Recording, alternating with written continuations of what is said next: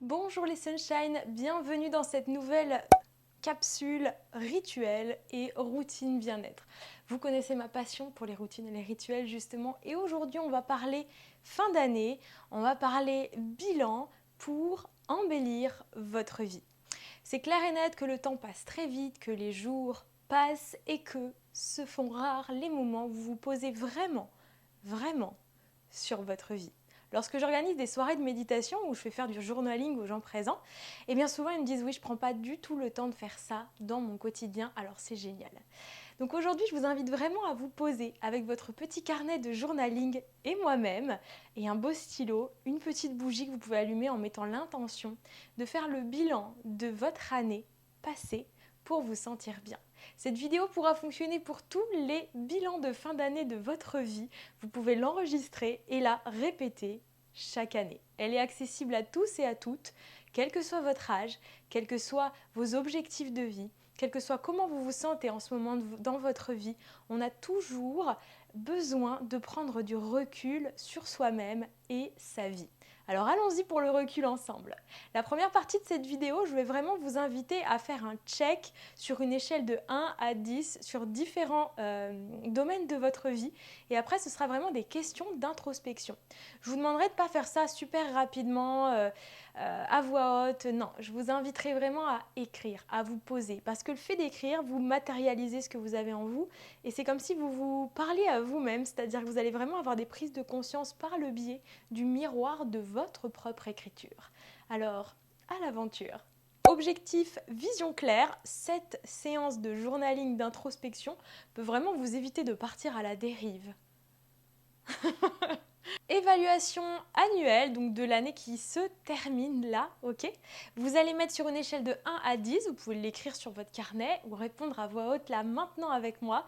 Et après, vous posez sur les questions. Donc par rapport à l'amour et à la relation de couple, sur une échelle de 1 à 10, cette année, c'est comment votre bilan? Bien sûr, 1, c'est pourri et 10, c'est merveilleux. Donc allez-y sur une échelle de 1 à 10, l'amour et le couple, donnez-moi votre nombre. Au niveau carrière et travail, comment vous évaluez cela sur une échelle de 1 à 10? Allez-y, carrière et travail cette année. Est-ce que vous avez aimé votre ambiance au travail? Est-ce que vous avez aimé travailler? Est-ce que ça a été au contraire très difficile? Vous avez vécu une situation très compliquée dans votre travail, donc notez cela. Point 3, développement personnel et spiritualité sur une échelle de 1 à 10. Avez-vous pris du temps pour votre développement intérieur? Avez-vous pris du temps pour votre spiritualité, la connexion à votre âme, la connexion à ce qu'il y a de plus grand, la connexion à votre être en profondeur, à la méditation, aux pratiques spirituelles? Point 4, sur une échelle de 1 à 10, jaugez votre environnement et votre lieu de vie. Comment vous vous sentez chez vous? Comment est votre environnement professionnel, personnel, sur une échelle de 1 à 10? Ça, c'est très rapide, ces questions-là. Vous devez savoir du tac au tac jauger, hein, vraiment. Point 5, famille et vie sociale. Sur une échelle de 1 à 10, avez-vous eu une vie sociale garnie, si je puis dire, si tel était votre choix? Avez-vous eu des contacts positifs avec votre famille ou alors au contraire, cela a été compliqué? Jaugez de 1 à 10. Point 6, vos finances cette année, qu'est-ce que ça donne? Est-ce que vous avez atteint des objectifs financiers? Est-ce qu'au contraire c'était compliqué? Est-ce que la situation était positive ou plutôt stressante? De 1 à 10, vos finances. Point 7, loisirs et plaisir. Sur une échelle de 1 à 10, avez-vous pris du temps pour ce qui vous passionne, pour ce qui vous fait vibrer, pour des moments de plaisir, de joie, de loisirs? Qu'est-ce que vous aimez faire dans votre temps libre? Avez-vous pris du temps pour cela ou n'avez-vous eu aucun temps libre et aucun temps plaisant? Notez de 1 à 10. Et dernier point, pas des moindres, ça aurait pu être le premier car tellement important, sans celui-là on n'a rien, votre santé. Sur une échelle de 1 à 10, qu'a dit votre santé cette année? Allez-y, est-ce que c'était la pleine énergie, l'abondance d'énergie, de vie, ou alors est-ce que c'était la maladie, des maux du corps, des maux de l'âme, des maux physiques, des maux invisibles? Bref, notez de 1 à 10. Merveilleux, c'est génial de noter ça parce que vous avez un premier point de prise de conscience rapide sur vous-même et votre vie cette année. Vous pouvez vous dire, là où je suis en dessous de 5, il faut vraiment que je vois ce qui se passe pour améliorer tout ça. Et là où c'est au-dessus de 5, on va dire entre 8 et 10, c'est génial. Dites-vous comment je vais maintenir cela parce que rien n'est acquis dans la vie, dans aucun domaine. Donc c'est vraiment maintenir cette belle échelle et embellir celles qui sont plus basses, sans se mettre de pression et sans se juger. Maintenant, je vais vous demander de vraiment prendre le temps de faire l'exercice qui va suivre, de mettre pause à chaque question ou alors de toutes les noter dans votre carnet et de les faire plus tard, de noter dans votre agenda là en cette fin d'année quand est-ce que vous allez faire cet exercice si ce n'est pas maintenant tout de suite parce que vraiment, je vous assure qu'il est d'une efficacité et d'un... c'est vraiment un atout de vie quoi, passez pas à côté de ça. Première question, si vous deviez donner un mot sur cette année, lequel serait-il? Un mot qui désignerait l'année qui vient de s'écouler. Moi, ce serait le premier mot qui me vient en tête, c'est cadeau. Parce que je considère que même malgré les épreuves compliquées, il y a eu énormément de cadeaux de la vie dans ma vie. Donc c'est cadeau. À vous, notez votre mot et vous pouvez noter en commentaire quel a été le mot qui désigne selon vous l'année que vous venez de vivre. Par rapport aux questions que je vais vous poser aujourd'hui, pour vous-même, la première partie, ça va être sur vraiment l'année écoulée, la seconde partie sur maintenant comment vous vous sentez et la troisième partie sur la création du futur. Je vais vous écrire les questions, comme ça c'est plus simple et plus perceptible et vous pouvez les renoter sur votre carnet. Quels ont été les faits marquants de mon année? Ma vie a-t-elle changé ces 12 derniers mois? Si oui, détaillez. Sinon, qu'est-ce que cela engendre en vous? Est-ce que du coup ça vous crée un ennui, une routine qui ne vous plaît pas? Ou est-ce que c'est ok, vous aimez cette vie même si elle n'a pas changé, évolué? Quels sont les 3 plus beaux moments que je retiens de cette année? Quelles sont mes 3 plus grandes réussites et succès cette année? Qui sont les 3 personnes avec qui j'ai passé le plus de temps? Qu'ai-je appris cette année? De quoi suis-je fière et pourquoi j'en suis fière? Qu'est-ce qui m'a fait du bien? Qui est-ce qui m'a fait du bien? À qui ai-je fait du bien?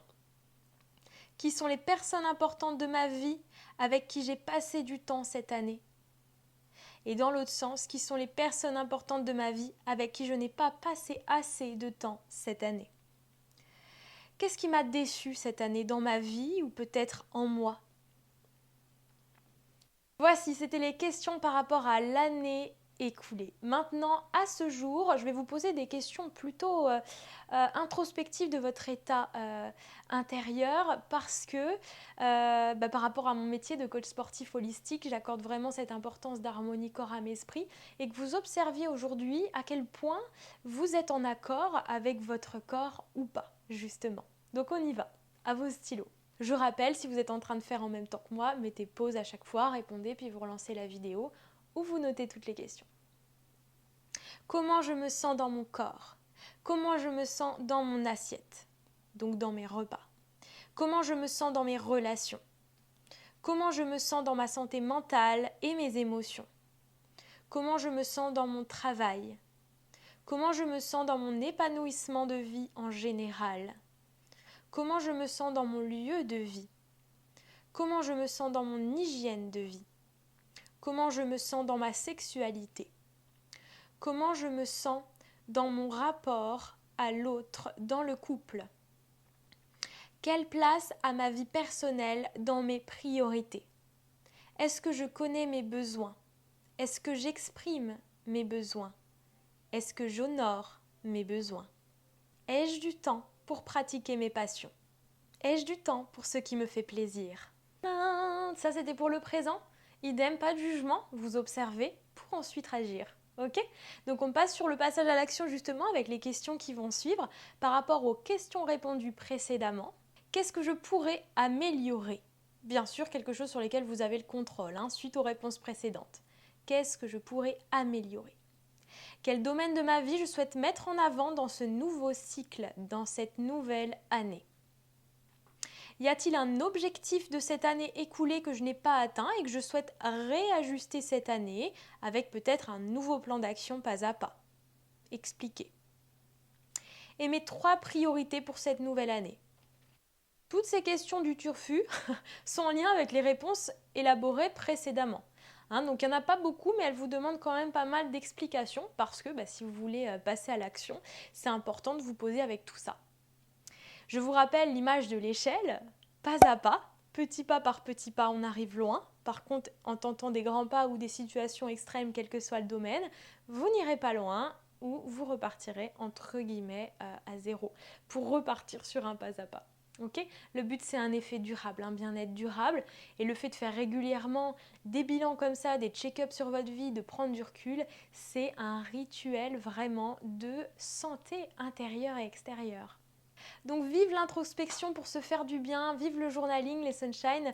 Je vous envoie plein de belles ondes. Si vous souhaitez entamer le défi des 30 jours, que ce soit en solo ou coaché par moi-même chaque semaine, lancez-vous, ça va vous permettre un tremplin de santé, un tremplin de vitalité, autant physique que énergétique que spirituel. Enfin, c'est vraiment le mix, le combo parfait que j'ai pu créer avec mes années d'expérience pour vous apporter et vous guider sur votre chemin. De cœur à cœur, namasté. Merci d'avoir regardé cette vidéo. Abonnez-vous pour ne rien manquer et si vous avez envie de conseils gratuits avec mon approche spécialisée triade corps âme esprit, vous pouvez souscrire gratuitement à ma newsletter. Si vous avez aimé cette vidéo et que vous voulez aller plus loin, je vous propose le défi des 30 jours Body Shine avec la possibilité d'un accompagnement personnalisé. Prenez contact avec moi pour avoir plus d'infos sur ce que je vous propose.